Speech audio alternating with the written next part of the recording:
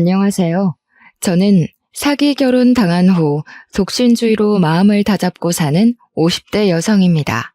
그래도 나름 나이 50대까지 살아오면서 착실하고 남 부끄러운 짓 안 하고 살았다고 생각했어요. 부모님이 돌아가셨을 때 말고는 제 인생에 고비라고는 없었습니다. 그저 이대로만 살다가 편하게 눈 감을 수 있다면 그야말로 금상첨화를 누리다 가는 거라고 여겼어요. 이전 시대가 더 힘들었네. 요즘 시대가 더 고난하네. 그런 불필요한 논쟁이 무슨 소용인가 싶어요.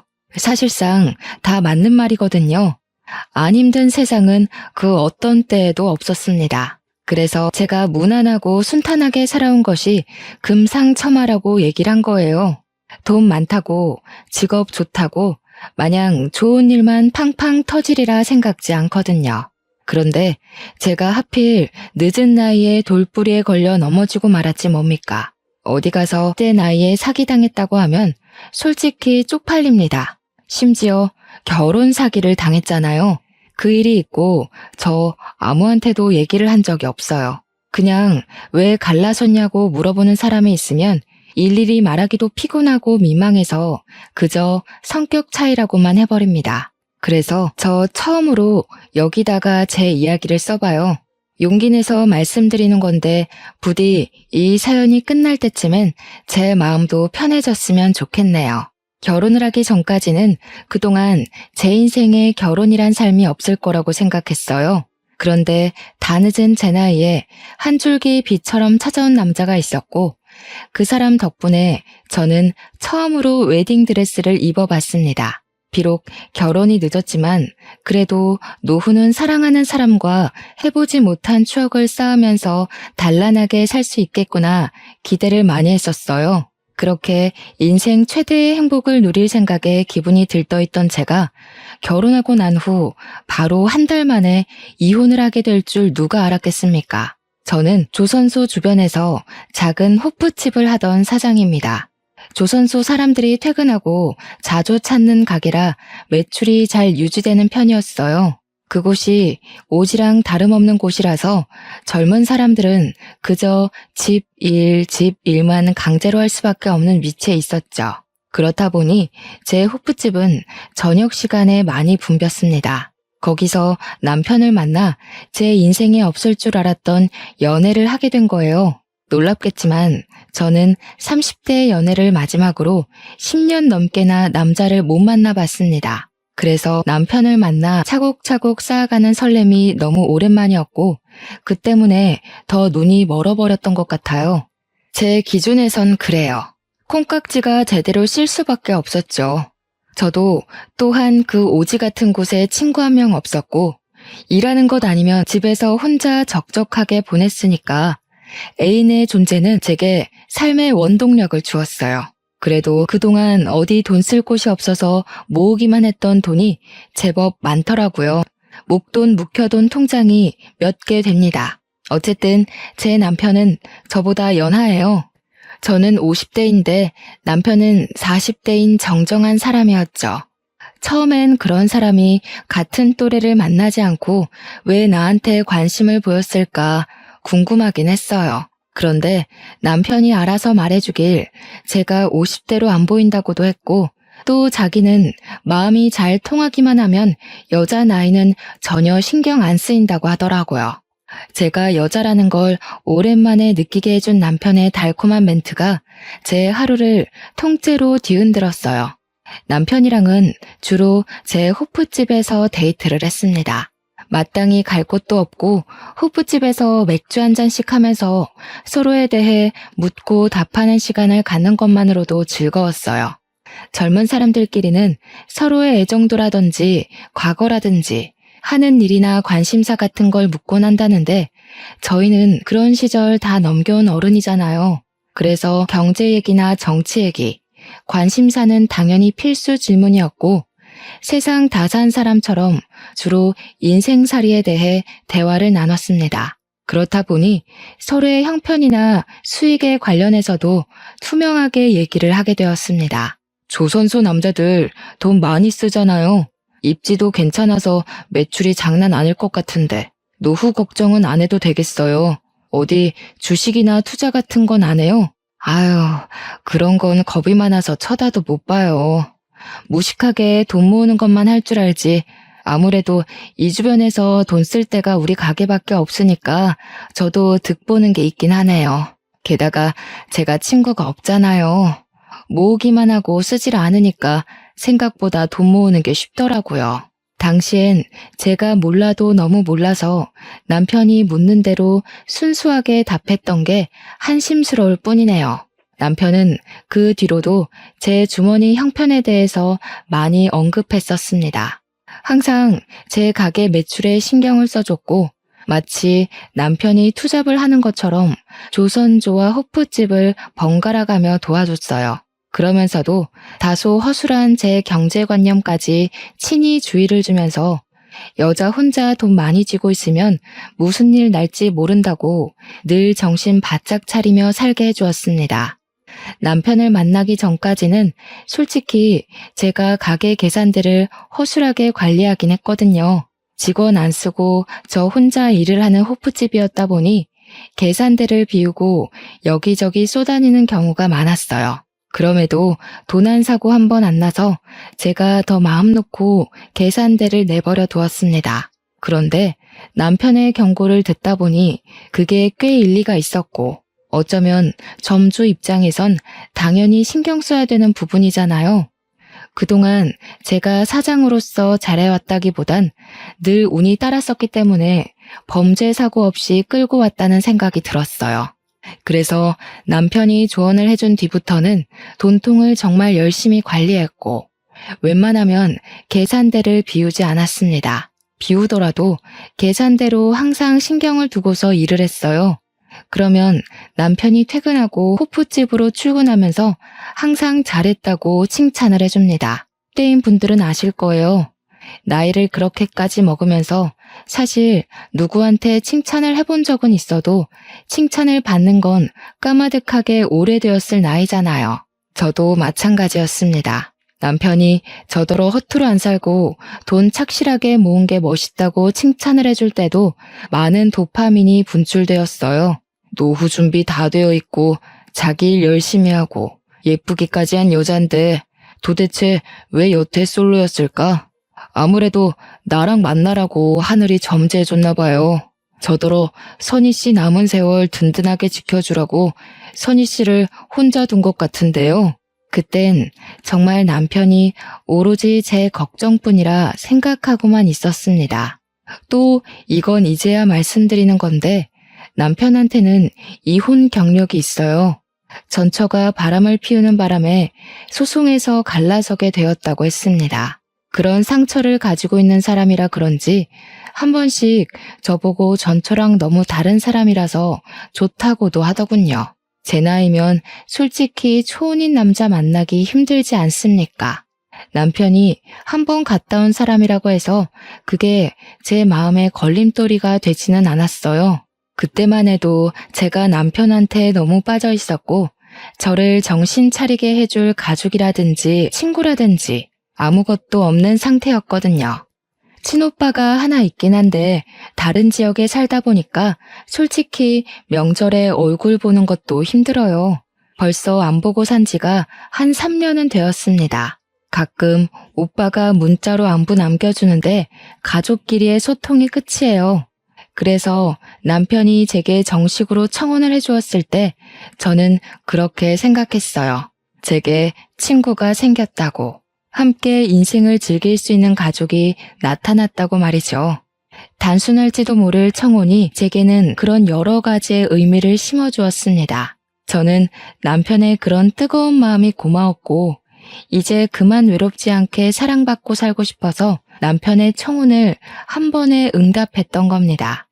남편의 시부모는 돌아가신 데다가 외동이라서 인사드릴 어른이 없다고 했어요. 저도 부모님은 일찍 돌아가셨고 오빠만 있으니까 오빠한테만 인사를 시켜주려고 했습니다. 아마 오빠가 놀랄 거예요. 연락 뜸하다가 갑자기 결혼을 한다고 하면요. 그래도 제가 혼자 지내는 걸 걱정한 오빠는 저의 결혼을 환영해 줄 거라고 믿었습니다. 그런데 문제는 남편이 오빠 만나는 것 자체를 곤란해하더라고요. 저더러 그냥 양가 인사 없이 결혼하면 안 되겠냐고 하는 거 아니겠어요? 그래도 결혼은 제법 큰 행사인데 친오빠 모르게 한다는 건 좀 그렇지 않을까요? 나도 오빠랑 엄청 오랜만에 만나는 거라 어색하긴 매한가지예요. 하룻밤 자고 오는 것도 아니고 잠깐 인사만 하는 건데 안 되겠어요? 그 말도 맞긴 해요. 그런데 내 생각은 우리가 20, 30대도 아니고 사실상 일찍 결혼하고 일찍 애를 낳았다면 양가 부모 입장으로 살만한 나이잖아요. 충분히 저희 알아서 인생을 결정지을 수 있는 나이인데 젊은 애들처럼 귀찮은 절차는 밟을 필요가 없지 않나 싶어서요. 남편은 나이 핑계를 대면서 양가 인사는 생략해도 될 것 같다는 의견을 피력했어요.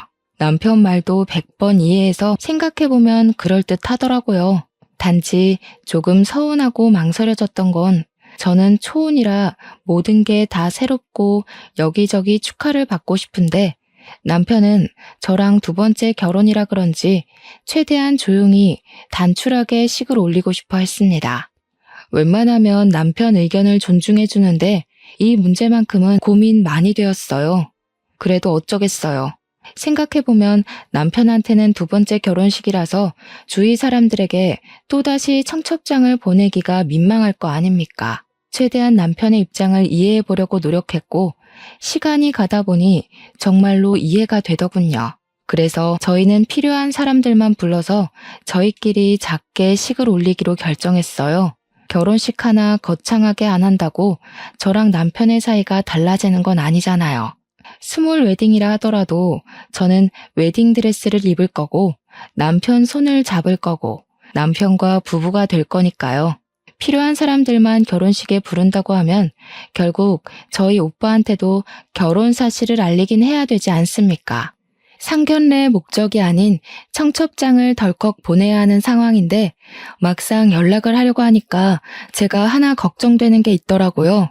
저희 오빠 성격이 조금 불같다는 겁니다.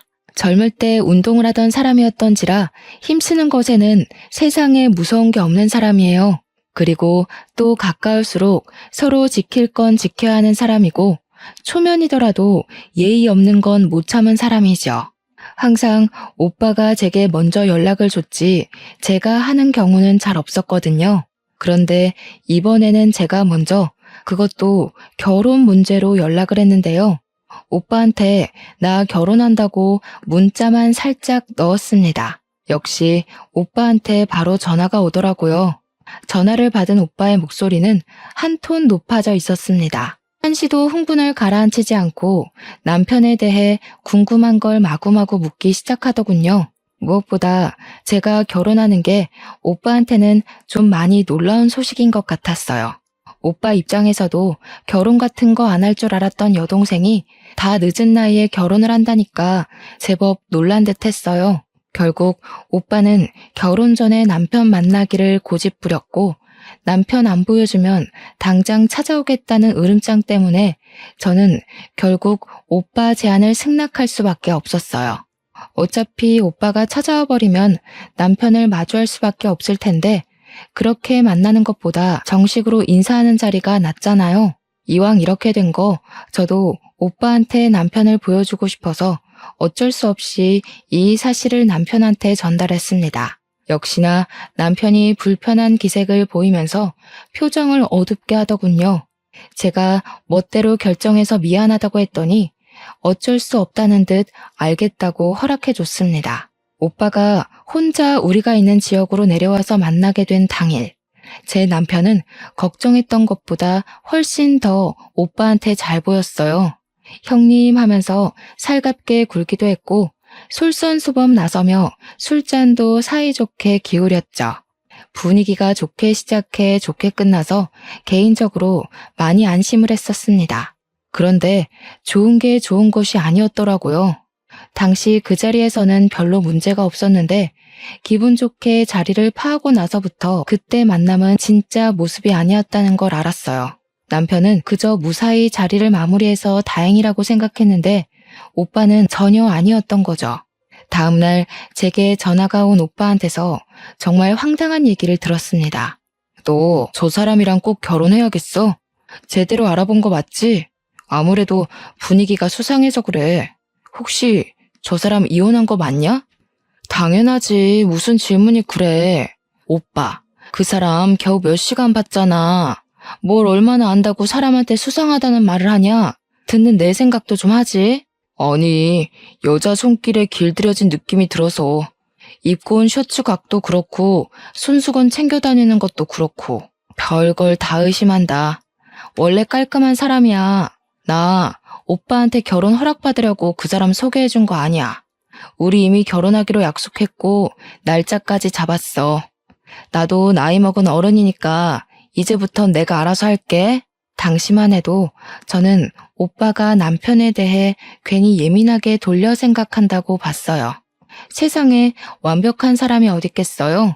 오빠가 남편의 어떤 단점을 보고서 그런 부정적인 소리를 하는 건지 모르겠지만 누구나 단점은 있고 오빠가 느낀 남편의 단점을 저는 느끼지 못했으니 상관없다고 생각했습니다.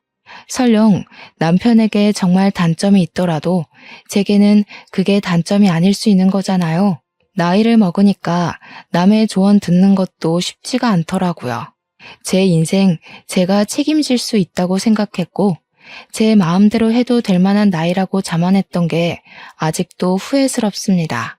그렇게 저랑 남편이 결혼식 날짜까지 향해 가는데 아무런 문제가 없었어요. 제가 결혼이 정말로 하고 싶었기 때문에 주위에서 주는 징조들을 눈 닫고 귀 닫고 그냥 모른 채 한 것도 있었을 겁니다. 그리고 드디어 다가온 결혼식 전날 밤. 한참 설레서 잠자리에 들기 직전까지 얼굴을 가꾸고 있었는데요. 오빠한테서 또 전화가 오는 거 아니겠습니까? 어딘가 모르게 받기가 꺼려졌지만 내일 친오빠도 하객으로 와야 하기 때문에 일단 전화를 받았어요. 그런데 오빠가 갑자기 올케언이 바꿔준다고 하면서 전화를 돌리는 거 아니겠습니까? 아가씨, 그 남자 혼전 순결에다 10시까지 통금 지킨다면서요. 혹시 그 남자 집에는 가봤어요? 신발장이나 욕실 같은 데도 확인했고요. 집에는 안 가봤죠. 조선소에서는 우리 집이 더 가깝고 우리 집에서 만나면 되니까요. 그리고 워낙 철저하고 계획을 잘 지키는 사람이라서 11시 취침 시간을 꼭 지키는 사람이거든요. 그런 사생활도 존중 안 해주고 어떻게 결혼하겠어요? 저 51살이에요, 언니. 아이고, 이를 어째. 당연히 남자 집을 가봤어야죠. 그분이 이혼까지 했다면서요. 보통 그러면 전처가 드나드는 흔적이 남아있을 수도 있어요. 내일 당장 결혼하는 사람한테 이런 소리 하기 미안한데 이혼남은 사전 조사를 꼼꼼하게 해야 돼요. 저 지금 기분 나쁘려고 하거든요. 미안한 거 알면 그런 무례한 소리를 하지 마세요. 제 신랑이 그렇게 마음에 안 드시면 그냥 내일 오지 말던가요.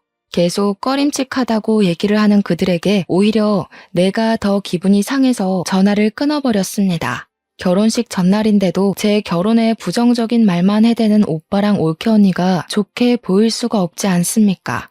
그래서 친오빠랑 올케 언니가 제 결혼식에 오는 건 기대를 안 했어요. 그런데 의외로 축하해주러 와줬더라고요. 저는 그렇게 결혼식을 올렸고 하객들에게 감사 인사를 전한 뒤 신혼여행을 떠났습니다. 신혼여행은 남편의 추천으로 몰디브로 갔어요. 날 밝은 시간부터 어둑해질 때까지 정말 즐겁게 놀았습니다. 그리고 야밤이 되었을 때 이제 그만 호텔방으로 돌아가려고 했는데 남편이 갑자기 보기 좋은 전망대가 하나 있다고 거기 들렸다가 돌아가자는 겁니다. 저희가 같이 계획한 코스에는 없는 장소라서 그냥 남편만 믿고 따라갔어요. 남편이 향하는 곳은 인적이 정말로 드문 곳이었습니다. 남편 말로는 그곳이 전망대로 유명한 곳이었는데 사고가 나서 장기적으로 문을 닫고 있다가 폐쇄가 된 곳이라고 했어요. 그래서 그런지 가로등도 설치가 안 되어 있더라고요. 조금 무서웠는데 남편이 도착했다는 곳에서 걸음을 멈추자 엄청난 야경을 한눈에 볼 수 있었습니다. 우리나라 야경도 전망 좋은 곳에서 보면 참 예쁘던데 몰디브는 또 몰디브만의 느낌이 살아서 예쁘더라고요. 여기까지의 느낌은 저를 위해 전망대 코스를 준비해준 남편 배려에 대한 보답입니다. 즉, 남편 말대로 야경은 참 예뻤지만 솔직히 제 기준에서 끝내줄 만큼인지는 잘 모르겠다는 뜻이에요. 하지만 그것 또한 저와 남편이 다른 점이라고 생각하고 남편의 감성을 이해해주며 호응을 보였어요. 그때 남편이 커피 좀 사오겠다며 기다리고 있으라 하더군요. 저는 너무 어둡고 무서워서 같이 가자고 했는데요. 오늘 나 때문에 많이 걸었잖아. 여기도 굳이 안 와도 되는 건데 내가 고집 부려서 온 거니까 자기 고생 안 시키고 싶어. 조금만 기다려줘. 여기 건물 뒤에 카페 하나 있거든. 금방 다녀올게. 10분이면 돼. 그렇게 뛰어가 버린 남편은 다시 돌아오지 않았고 저는 그 길로 타국에서 남편을 잃게 되는 극한의 상황에 처하고 맙니다. 남편이 자리를 뜨고 한 1분 지났을까요? 아무도 없는 곳에 웬 파키스탄 외국인들이 나타났어요. 총 3명이었는데 그 남성들은 어기적거리며 제게 다가오더니 순식간에 저를 잡아 끌었습니다. 제가 최선을 다해 반항했지만 남자 힘은 이길 수가 없었어요. 소리를 질러도 주위에 인적이 없으니까 도움을 청하지도 못했습니다. 곧 돌아오겠다던 남편을 부르며 비명을 질렀지만 남편은 전혀 나타날 기미가 안 보였고 저는 그 상태로 미리 대기된 차량으로 끌려갔어요. 속수무책으로 끌려가더라도 사람이 본능적으로 목숨에 위협이 생기면 말도 안 되는 힘이 나오지 않습니까? 그 순간 제가 그랬던 것 같아요. 친오빠가 그런 말을 한 적이 있어요. 호랑이 굴에 들어가도 정신만 차리면 살 수 있다고요. 그 위험한 상황에서 생각나는 건 우리 친오빠밖에 없었습니다. 오빠 말대로 정신을 차리고 보니 도망칠 수 있을 만큼 수두룩한 허점들이 보였어요. 아마 제가 여자라서 대강대강 잡고 있어도 괜찮다고 생각했나 봅니다. 그래서 저는 어릴 적 오빠한테 배웠던 호신술로 그들을 제압해보려고 했지만 그런 상황에서 호신술 같은 게 어디 바로바로 생각이 났겠습니까? 그냥 제 식대로 발등을 밟고 팔을 깨물고 들고 있던 가방으로 두들겨 패고 던져준 뒤에야 도망을 칠 수 있었어요. 그리고 남편이 있던 곳까지 불이 나게 돌아왔는데 카페에서 커피를 사온다는 남편은 아직도 없었습니다. 남편이 갔다는 카페 위치로 뛰어갔지만 이 주위에는 어디에도 커피 살 수 있는 카페가 없다는 걸 알았어요. 그때 정말 찰나의 순간으로 어떤 기억 하나가 떠올랐는데요. 호프집에서 조선소 직원들이 술에 취해 대화하는 걸 어쩔 수 없이 들은 적이 있었습니다. 내용이 동남아로 여자 팔아넘기는 브로커 역할을 하면 큰 돈을 한꺼번에 만질 수 있다면서 조선소 일하기 피곤한데 어디 여자 하나 잡아서 갖다 팔아버릴까 하는 소리들이었어요. 그날 하필 테이블도 거기밖에 없어서 좀 겁나더라고요. 그래서 남편한테 퇴근하면 빨리 와달라고 연락을 했던 기억이 납니다. 왜 하필 이런 위험한 순간에서 그런 기억이 떠올랐는지 모르겠지만 남편이 혹시 나를 그렇게 만들려던 건 아닌가 싶은 생각도 찰나에 했어요. 하지만 금세 아니라고 부정을 해버렸죠. 남편과 함께 만들어온 추억들을 생각하면 절대 거짓일 수 없을 만큼 서로 행복했고 진심이었거든요. 일단 저는 그곳에서 벗어나기 위해 뛰고 또 뛰었습니다. 올 때는 남편이랑 같이 있어서 분위기 있고 좋던 거리가 순식간에 공포로 뒤덮인 순간이었어요. 학교 다닐 때 체력 검사 시간에 뛰어본 것 말고는 달린 기억이 없던 저는 죽을 듯이 뛰어서 그 외국인으로부터 벗어날 수 있었고 드디어 인적 보이는 곳에 가 전화를 걸 수 있었습니다. 그런데 남편 전화번호가 갑자기 생각 안 나더라고요. 그래서 오빠한테 전화를 걸었어요. 오빠는 제가 미운 말을 해도 하나밖에 없는 가족이라고 항상 저를 걱정하고 챙겨주는 사람이에요. 역시나 제 전화라면 컬러링도 안 가서 신호음이 끊기게 해주었죠. 제가 남편을 잃어버렸다고 좀 전까지 있었던 상황을 설명했더니 오빠가 바로 언성을 높였습니다. 어쩐지 그 새끼 수상하다 했어. 분명 그 새끼가 꾸민 짓일 거야.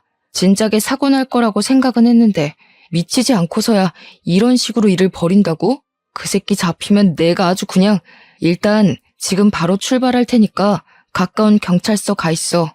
여기가 어디 먼 거리의 한국 지역도 아니고 무려 하루가 걸리는 거리를 날아와야 하는 몰디브인데 다짜고짜 당장 오겠다는 오빠를 말리려고 했습니다.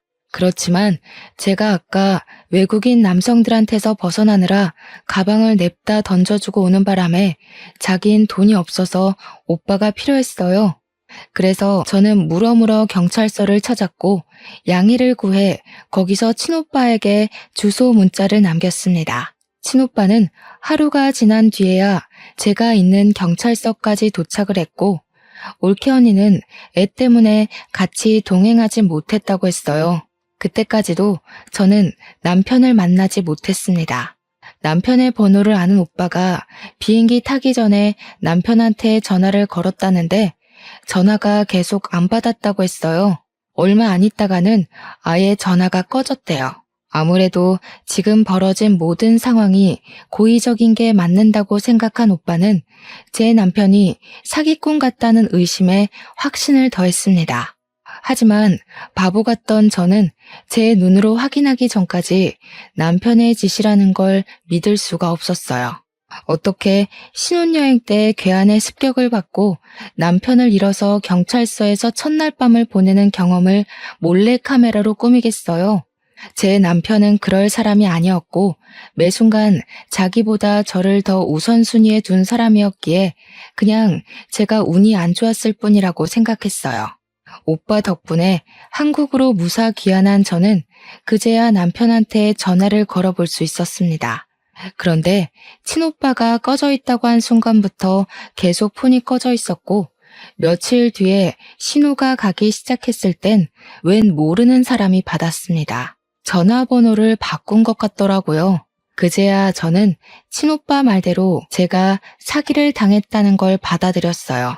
그때가 무려 결혼식을 올린 지 한 달 후였습니다. 그 한 달이 지날 동안은 최대한 남편을 믿으려고 애썼습니다. 혹시 위험에 처한 건 아닐까? 내가 도와주지 못하고 혼자 한국에 와버린 건 아닌가 하고요. 그런데 그건 그냥 제가 콩깍지가 덜 벗겨졌기 때문이었고 한심하게 미련이 남아있었기 때문이었어요. 저랑 남편은 신혼집도 구하지 않았습니다. 제가 살던 집이 3룸이었는데 조선소랑 가까워서 거기서 신혼을 차리기로 했었거든요. 그래서 미리 남편이 제 집에 들어와 같이 동거를 하고 있었어요. 그런데 이젠 남편은 없고 남편의 집만 덩그러니 제 옆에 남은 거였죠. 나중에 생각해보니 신혼집을 구하지 않은 것도 다 이유가 있었던 거예요. 저를 갖다 팔아버릴 생각을 했으니까 우리 공동 소유의 재산물은 하나도 만들지 않은 거였어요. 사기를 당했다니. 뒤늦게 닥쳐온 상실감과 배신감이 치밀어 올라 남편의 짐을 미친 듯이 잡아 던져버렸습니다. 옷을 발기발기 찢고 밟고 미친 사람처럼 소리를 지르기도 하다가 결국 눈물을 터뜨렸어요. 그 순간 제 무릎이 닿는 곳 밑으로 몰디브 여행 팸플릿이 깔려있는 게 보이더라고요. 제게는 악몽이 되어버린 몰디브를 생각하니 다시 화가 치밀어 올라서 그걸 찢어버리려고 했습니다. 그런데 팸플릿 사이에 다른 종이가 하나 끼워져 있더라고요. 그걸 자세히 봤더니 세상에나 거기서 제가 본 게 뭔 줄 아십니까? 제가 알고 있는 정보와는 다른 몰디브의 호텔 주소와 사진, 관광 명소, 몰디브에서 한국까지 왕복 시간 등이 남편 필기체로 정리가 된 종이었습니다. 여기서 제가 충격받았던 요점은 제가 알고 있는 정보와 다르다는 거예요. 남편이 찾아놓은 정보들은 저와 남편이 갔던 곳도 아니었고 예약했던 호텔도 아니었습니다. 항공편 승차 시간은 똑같았으나 거기 적힌 티켓 가격은 1인의 몫이었어요. 이때만 해도 남편이 제게 얼마나 더한 밑바닥을 보여주게 될지는 감히 상상도 못했어요. 그 사이 실종 신고해놨던 경찰한테서 연락이 와 더는 다른 생각을 못했던 것도 있었습니다. 저는 오빠한테 따로 연락을 해서 당장 경찰서를 찾았습니다. 일단 남편이 한국에서 발견되었다는 것은 제게 큰 배신을 일으켰고, 남편을 오랜만에 다시 보게 된다는 생각은 저를 두렵게 만들었습니다. 이런저런 생각들이 상충해서 그냥 너무 복잡한 심경이었어요. 그렇게 경찰서에 도착했더니 정말로 익숙한 뒤태가 저를 기다리고 있더라고요. 한 달 만에 본 남편은 저의 바람과 다르게 너무 멀끔하고 멀쩡한 차림새로 있었습니다. 오빠는 남편을 보자마자 멱살을 잡았고 밑도 끝도 없이 주먹을 날려버렸습니다. 오빠가 나이 들었다고 해도 여전히 파워가 장난 아니라서 진정으로 주먹을 맞는다면 이빨이 나갈 수도 있거든요. 저와 경찰서 사람들은 흥분한 오빠를 겨우겨우 말렸습니다. 하지만 오빠는 여전히 남편의 멱살을 잡고 있었죠. 이 사기꾼 새끼야, 나이 처먹고 할 짓이 그렇게 없었냐? 감히 내 착한 동생을 건드려? 내 눈에 걸린 이상 넌 이제 죽은 목숨이야. 오늘 이 자리에서 제사 치를 줄 알아. 오빠가 맹수처럼 으르렁거리는 걸 경찰 3명 급하게 와서 다시 붙들었습니다. 우리 오빠가 체격이 좀 좋은데다가 저랑은 6살 차이가 나는데요. 부모님이 일찍 죽고 저를 자식처럼 키웠기에 저를 건드는 사람들한테는 더 물불 안 가렸어요.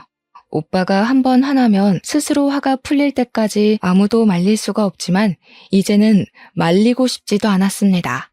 그건 그렇고 저도 남편한테 가서 대체 이게 어떻게 된 거냐고 소리를 빽 질렀어요. 사기꾼 놈이 뭐라고 짓거리나 들어보고 싶었습니다. 한 달 만에 나타난 사람이 때깔 한번 좋다. 몰디브에 나 갖다 팔고 돈 받을 계획이었어. 처음부터 그럴 목적으로 나한테 접근했던 거냐? 내가 그때 얼마나 무서웠는지 알아? 나 죽을 뻔했다고. 진짜로 당신이 다 꾸민 짓인 거야? 당신 사기꾼이었어? 대체 왜? 남편은 그저 묵묵부답으로 일관하며 이 상황이 짜증난다는 표정만 하고 있었습니다. 제가 알던 다정한 남편과는 분위기부터가 완전히 달라서 저는 이미 거기서부터 충격을 먹어버렸어요. 남편이 입을 열고 변명이라도 할 때까지 계속 원망하면서 멱살을 잡고 똑바로 말해보라며 소리를 쳤습니다. 그런데 제가 따져야 될 건 당장 그 문제가 아니더라고요. 남편의 옷이 구겨질 만큼 멱살에 힘을 주고 있는데 그 순간 저를 밀쳐내며 제 남편 앞을 가로막는 여자가 있었습니다. 처음 보는 그 여자가 하는 말 때문에 제 일은 단순 사기 결혼으로만 끝낼 수 없단 걸 알았어요. 내 남편한테 뭐 하는 짓이야? 다 늙은 아줌마가 더럽게 힘만 세가지고 이러다 상처나면 다 상해죄로 신고해버릴 줄 알아? 남편이라뇨? 이게 무슨 소린가 싶어서 할 말을 잃고 있었는데 알고 보니 기가 막히게도 이 여자가 남편의 전처라는 거 아니겠습니까? 전처가 있다는 사실은 이미 알고 있었어요. 남편이 이혼 경력이 있다고 솔직하게 말해주었으니까요. 그런데 제가 궁금한 건 이미 갈라선 전처가 왜 갑자기 나타났고 왜 우리 일에 나서서 이러고 있냐는 거예요. 또 경찰서까진 어떻게 찾아왔는지도 궁금했습니다. 어처구니가 없어서 저는 전처를 더 자극했고 그러니 제가 궁금했던 걸 쉽게 알 수 있었어요. 그러니까 이 미친 사기꾼이 전처랑 위장 이혼을 한 거더라고요. 전처가 바람을 피워서 갈라섰다는 남편의 말은 거짓말이었다는 겁니다. 둘이 위장 이혼을 한 이유가 신도시 아파트 당첨 확률을 높이기 위해서였다고 해요. 무주택 자격을 맞추기 위해 위장 이혼이란 방법을 택했고 전처가 청약 당첨이 되길 기다리는 동안 남편이란 새끼는 바깥을 나돌며 돈이 되는 다른 수단을 찾고 다녔던 겁니다. 그러면서 조선소를 전전하던 중에 저를 발견했고 조선소에 취직해 제게 접근을 했다네요. 처음에는 저를 어디다 팔 생각은 못했대요. 그냥 제 돈을 훔칠 생각이었다고만 했습니다. 그런데 제가 지난번 브로커 얘기를 하는 테이블 때문에 무서우니까 남편한테 퇴근하면 바로 오라고 한 적 있었다고 했잖아요. 그 얘기를 듣고 저를 팔 생각을 했다는 거 아니겠습니까? 그래서 남편이 저랑 혼인신고는 안 하고 결혼식만 올렸던 거고 일부러 사람도 초청 안 했고 다음날 해외에다 돈 받고 팔아버린 거래요. 이렇게까지 자세히 들을 수 있었던 건 전처의 행동을 수상쩍게 생각한 형사가 그 자리에서 바로 조사를 들어갔기 때문이었습니다. 그래서 저를 팔아 받은 돈이 얼마냐 했더니 3천만 원이래요.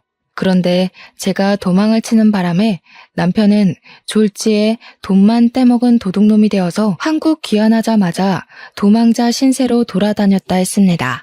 사채한테 쫓기는 사람은 봤어도 외국인 집단에게 쫓기는 사람은 또 처음 봤네요. 아주 이 부부 사기꾼들한테 콩밥을 처먹일 수 있다면 무슨 짓을 다 하겠다고 경찰에게 부탁을 했습니다. 제발 씨알도 빼먹지 말고 다 밝혀내달라고 했죠. 그런데 말입니다. 경찰한테 조사받은 그들을 지켜보면서 뭐 하나 의아한 점이 있더라고요. 몰디브를 간 건 저와 남편인데 경찰이 남편뿐만 아니라 전처까지도 몰디브에 있었던 알리바이를 묻더라고요.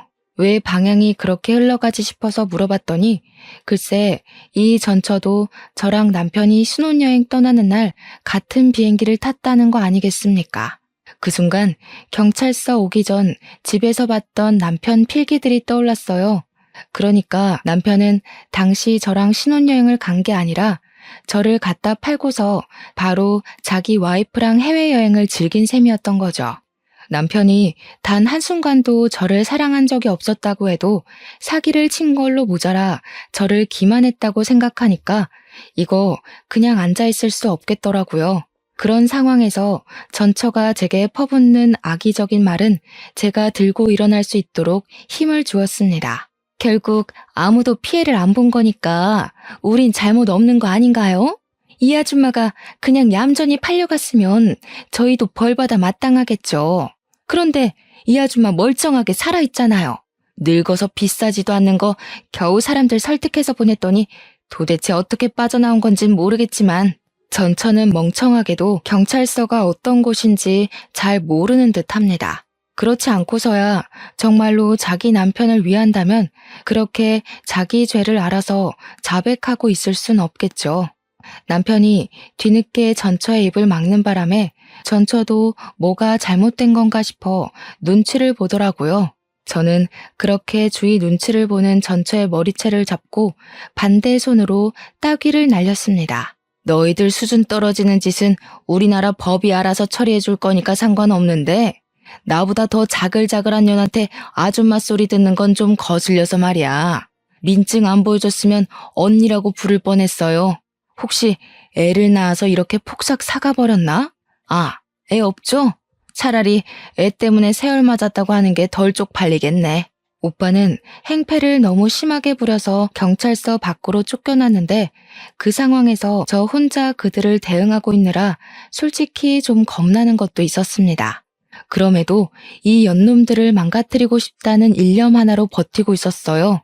제가 전처의 뺨을 날려버리니까 저를 쳐다도 안 보던 남편이 눈에 쌍심지를 켜고 제게 소리를 쳤습니다. 이 여자가 감히 누굴 때려? 미쳤어? 늙으려면 곱게 늙을 것이지 개념이 없냐? 그렇게 억울하고 분하면 내가 던진 미끼에 걸리지를 말았어야지. 당신이 무능해서 속아 넘어간 걸 이제 와서 누구한테 화풀이야? 아, 이제 들으니까 확실히 단념하게 되더라고요. 저는 남편한테 그저 갖다 팔아야 되는 물건뿐이었던 거예요. 더 참지 못한 저는 남편을 차버렸어요. 우리 오빠가 체격이 좋다고 했잖아요. 왕년에 레슬링 선수로 뛰었고 한때 관장도 했던 사람입니다.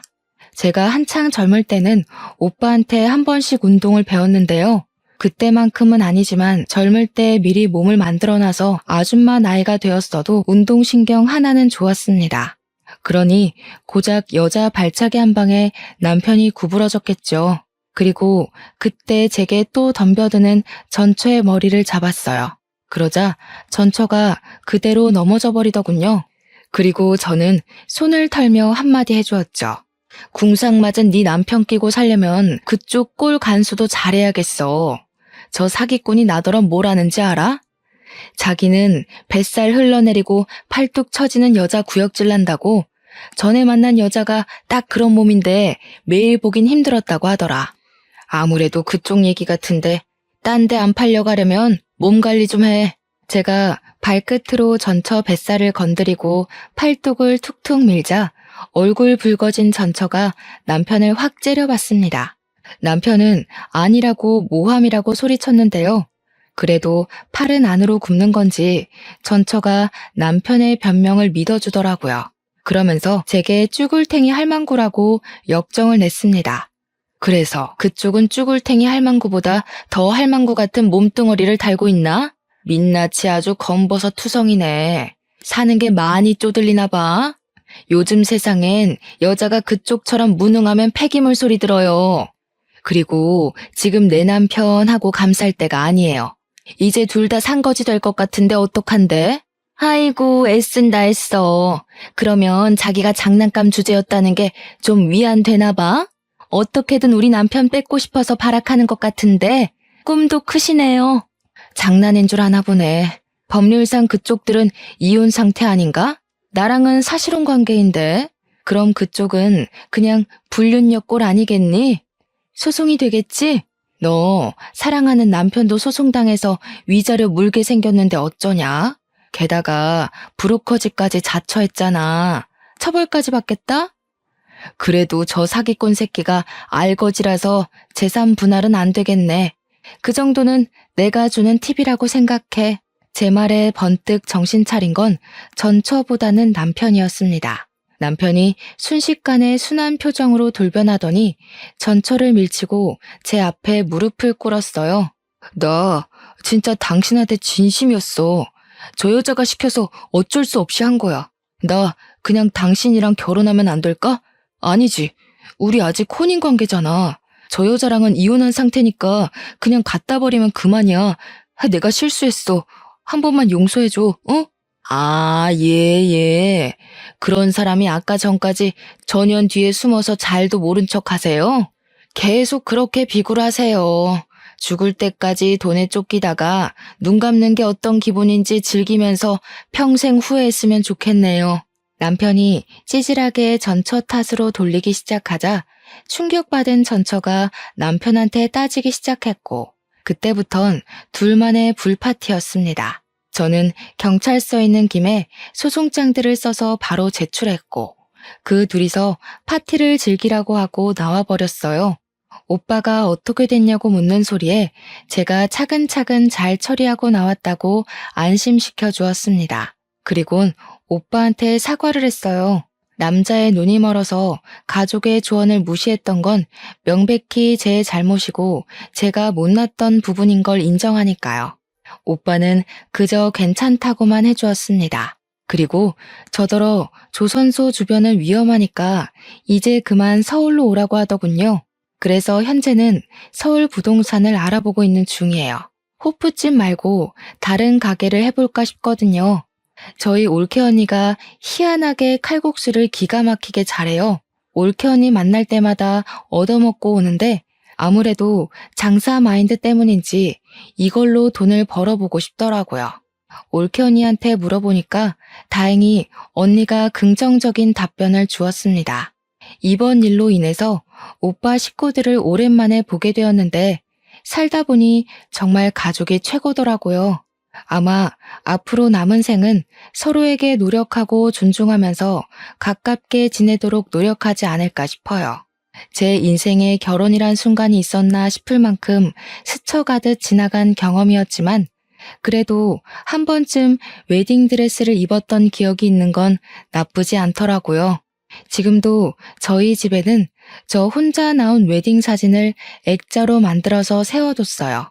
그리고 앞으로는 아마 가족들이랑만 지낼 것 같아요. 다 늦은 나이에 무슨 남자를 만나겠어요.